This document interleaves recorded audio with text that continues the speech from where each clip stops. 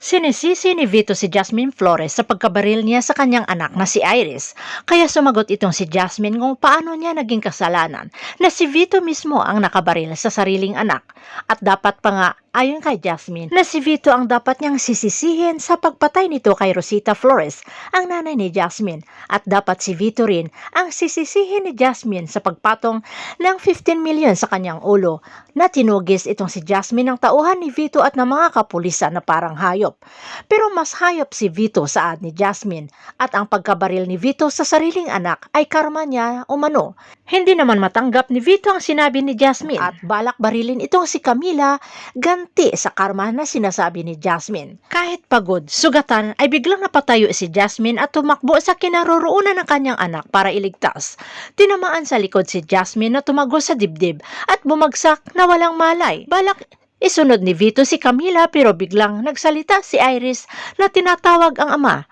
Kahit agaw buhay na ito, umiiyak si Camila na tinatawag naman ang pangalan ng kanyang ninang Iris na nakita ng bata na hirap na sa paghinga itong kanyang ninang. Hindi pa rin tinanggal ni Vito ang pagkatutok ng baril dito kay Camila at mabuti na lamang ay dumating si Tyrone at mabilis na tumakbo para itulak sa bangin itong si Vito. Sumisigaw sa galit si Tyrone na muntik-muntika nang mapahamak si Camila. Umiiyak si Tyrone na chinecheck kung may pulso pa itong si Iris, ganon din itong si Jasmine Flores. Na sumisigaw itong si Tyrone na pilit ginigising itong si Jasmine, na pati si Camila ay tinatawag na ring mama itong si Jasmine.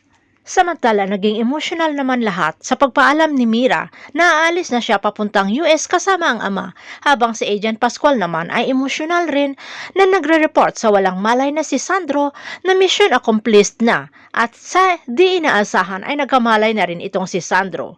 Si Tyro naman ay sinigurado na ligtas ang anak na si Camila ay bumalik na rin sa loob ng kulungan sa tulong ni Agent Pascual, at doon rin sa kulungan si Vittorio pero nakaupo na sa wheelchair, habang si Heather naman ay lumalala ang stress at kahit mag-isa ay panay hingi ng sorry sa aksidente na pagpatay nito kay Marigold. Samantala, naging masaya ang ahensya ng NLEA sa pagkabalik trabaho ni Sandro na siya na ang Deputy Director ng mga taga-NLEA, na ikinatutuwa naman ng lahat, habang si Camila ay ipinakita ang drawing niya sa ninong daddy niya na sa kulungan. Tuwang-tuwa naman itong si Tyrone at saka si Mang Berting dahil napakagaling ni Camila, at ipinakita ni Camila ang drawing niyang bulaklak, ang Lily at Jasmine, ang pangalan ng dalawa niyang ina. Samantala, sa ilang taon na pagkakoma ni Jasmine ay nakita sila ng nanay niya Rosita sa hardin ng mga bulaklak, na ayon kay Rosita ay kailangan ng bumalik ni Jasmine at inaantay siya ng kanyang anak.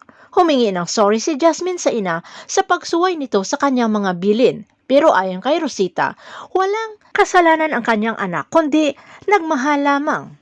At sa pagkagising ni Jasmine sa ilang taon na pagkakumatos ay tuwang-tuwa si Tyrone, nalaya na rin sa 4 na taon na pagkakulong dahil nabigyan ito ng mababang sentensya dahil na rin sa pagwitness sa mga kasalanan ni Vittorio Benavides, habang si Camila naman ay tuwang-tuwa na nakita nagising na ang ina na ngayon ay dalaga na rin itong si Camila. Tanging mga larawan na rin lamang ang tinitingnan ni Jasmine sa mga taong naiwanan niya habang siya ay nasa comatose.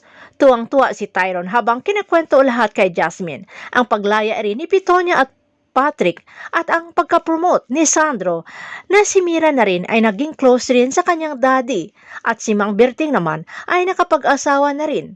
Masayang masaya sila Jasmine, Camila at Tyrone na pinagmamalaki si Camila sa harap ng puntod ni Lily na nagmana umano sa kagalingan ni Lily, at masayang nag-celebrate ng birthday itong si Camila na ang wish ng anak ay ang pagsabi ng yes ng mami niya Jasmine. At ayon sa utos ni Mang Berting ay humarap sa likod itong si Jasmine na naroon si Tyrone na nakaluhod at dala ang proposal ring, sabay sabi kay Jasmine Flores, "Will you marry me?" Na puno ng hiyawan nang sumagot si Jasmine ng yes, at napayakap si Tyrone sa babaeng matagal niya nang minahal. Dito nagwawakas ang ating happy ending ng love story ng Lavender Fields.